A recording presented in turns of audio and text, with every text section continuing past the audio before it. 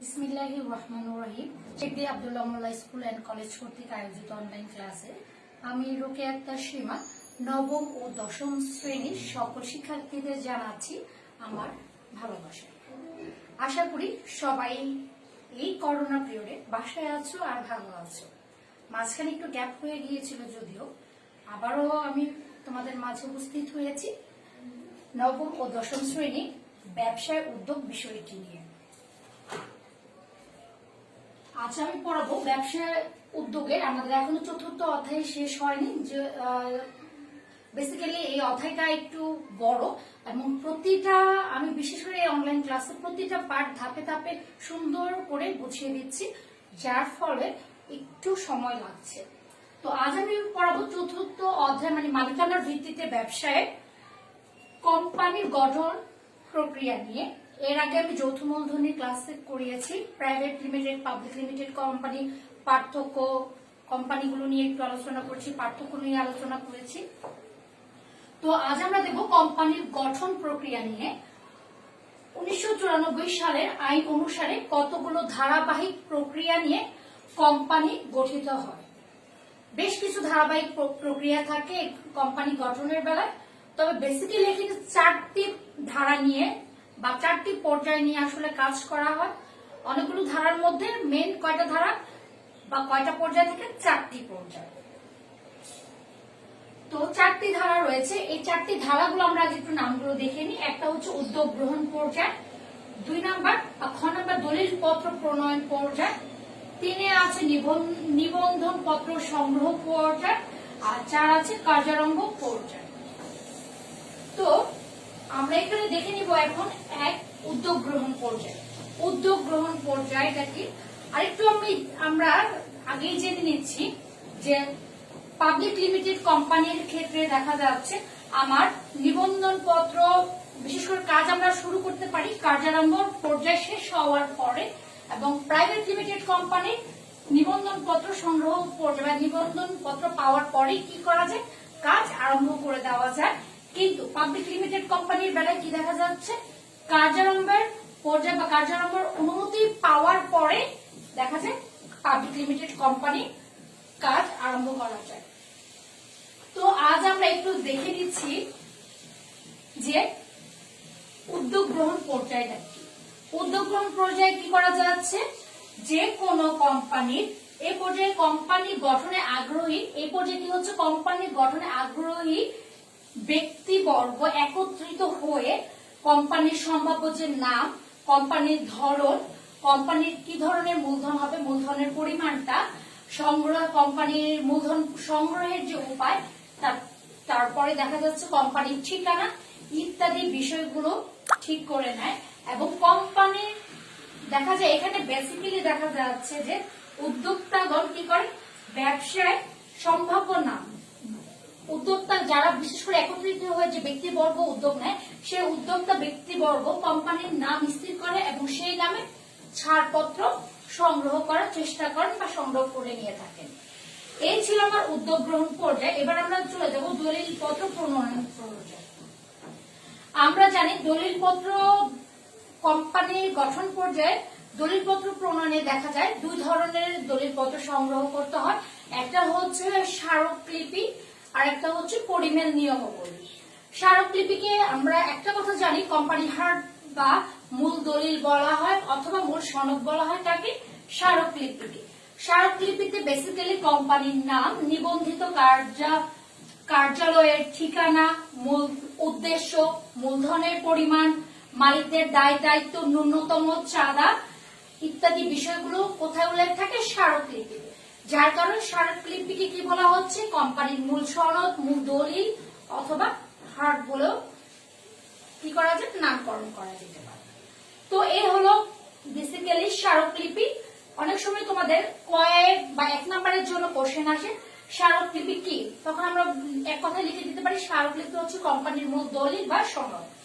এছাড়াও আসে নৈর্ব্যক্তিক বা অবজেক্টিভ কোশ্চেনেও আসে, অথবা 2 এর কোশ্চেনেও আসে স্মারকলিপি বলতে কি বুঝো, ব্যাখ্যা করো, বা স্মারকলিপি বলতে কি বুঝো, তখন আমরা ডিটেলসটা লিখে দেব।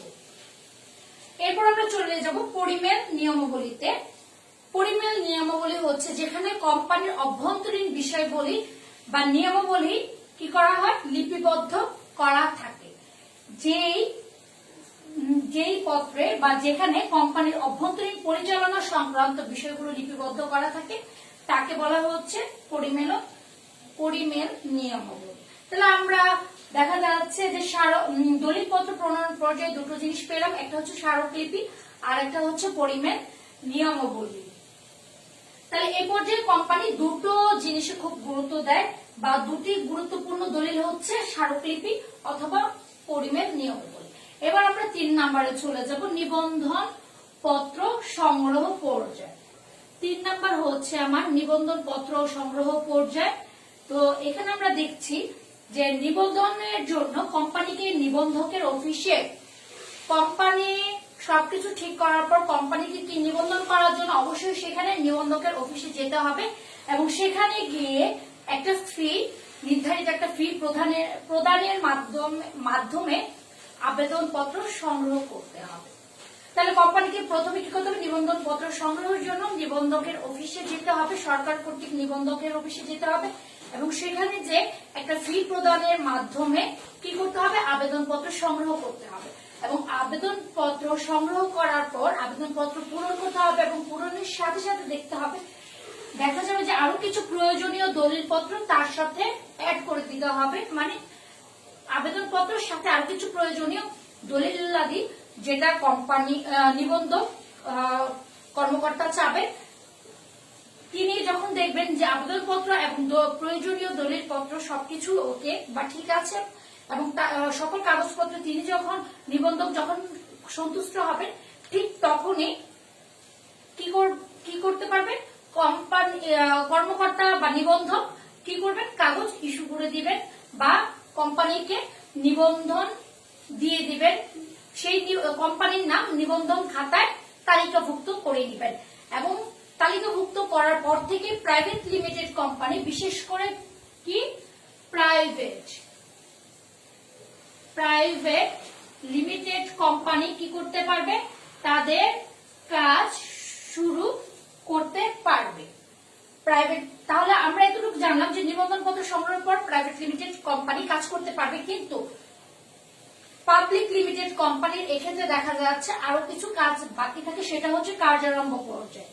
তো এবার আমরা কার্যারম্ভ পর্যায়ে নিয়ে আলোচনা করব।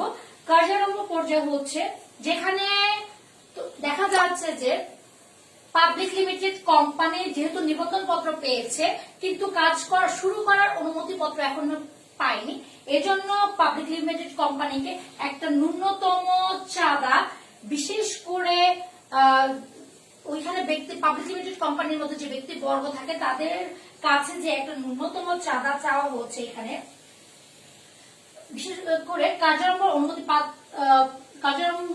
অনুমতি পত্র পাওয়ার জন্য কোম্পানির ন্যূনতম চাঁদা সংগ্রহের যে ঘোষণাপত্র ও জনসাধারণের নিকট শেয়ার বিক্রয়ের ঘোষণাপত্র সহ কিছু গুরুত্বপূর্ণ দলিল একসাথে দিয়ে কার্যারম্ভের মানে কাজ আরম্ভ করার জন্য অনুমতি বা আবেদন করতে হয় এবং এসব দলিলপত্র কাগজপত্র সবকিছু দেখার পরে যদি কর্মকর্তা সন্তুষ্ট থাকে, দেখা যাচ্ছে যে কোম্পানি কার্যারম্ভের অনুমতি পত্র ঠিকঠাক থাকে, কোম্পানি সব কাগজপত্র সবকিছু যখন ওকে থাকবে তখনই কি করবে, পাবলিক লিমিটেড কোম্পানি কাজ শুরু করার অনুমতি পত্র পাবে বা কাজ শুরু করার অনুমতি দেওয়া হবে তাকে।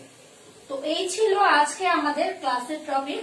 তাহলে আমরা কোম্পানির গঠন প্রক্রিয়া জানতে পারলাম। এখানে 4টা পর্যায় রয়েছে এবং সেটা 1994 সালের আইন অনুযায়ী প্রণীত। দেখা যাচ্ছে উদ্যোগ গ্রহণ পর্যায়ে, দলিল পত্র প্রণয়ন পর্যায়ে, নিবন্ধন পত্র সংগ্রহ পর্যায়ে, আরেকটা হচ্ছে লাস্ট হচ্ছে কার্যারম্ভ পর্যায়। এই হলো 4টা পর্যায়। এর মধ্যে থেকে বেসিক্যালি আমাদের আসে স্মারকলিপি নিয়মাবলী, বিশেষ করে 2 নম্বর দলিল পত্র প্রণয়ন পর্যায়টা নিয়ে স্মারকলিপি কি, পরিমাণ নিয়মাবলী কি, এগুলো নিয়ে আলোচনা করো। তারপর আছে আমরা এটাও জানতে পারলাম যে নিবন্ধন পত্র পাওয়ার পরে প্রাইভেট লিমিটেড কোম্পানি কাজ শুরু করে দিতে পারে, কিন্তু পাবলিক লিমিটেড কোম্পানি কাজ শুরু করে তখনই যখন সে কার্যারম্ভের অনুমতি পত্র পায় এবং কার্যারম্ভের অনুমতি পত্র পাওয়ার পরেই কি করে পাবলিক লিমিটেড কোম্পানি কাজ আরম্ভ করতে পারে। তো শিক্ষার্থী বন্ধুরা, এই ছিল আজকে আমাদের আলোচনার বিষয়। বেসিক্যালি যদিও এটা ক্লাস 10 এর জন্য এখন ইম্পর্টেন্ট, সেকেন্ড মডেল টেস্টে যদিও ব্যবসা উদ্যোগ পরীক্ষাটি হচ্ছে না, কিন্তু 10 এর বিশেষ করে ক্লাস 10 এর টেস্ট পরীক্ষা যদি হয় তখন এই চ্যাপ্টারটা আসলে খুব একটা ইম্পর্টেন্ট চ্যাপ্টার, যেটা পরবর্তীতে তোমাদের বিশেষ করে 10+9 সবারই কাজে লাগবে। আশা করি ক্লাসটা অবশ্যই তোমরা মনোযোগ সহকারে দেখবে এবং এই নিয়ে কোনো সমস্যা বা কোনো দ্বিধাদ্বন্দ্ব থাকলে অবশ্যই আমাকে তোমরা জানাবে। যদিও আমি যতটুকু জানি ওইভাবে কেউ ক্লাস দেখো না, আবার অনেকে দেখো হয়তো বা বোঝা যাচ্ছে না। তো আশা করি সবাই ক্লাসগুলো মনোযোগ দিয়ে দেখবে, হোক না হোক পরীক্ষা, তাতে কি হয়েছে, দেখতে তো আর সমস্যা নেই, পড়তে তো সমস্যা নেই।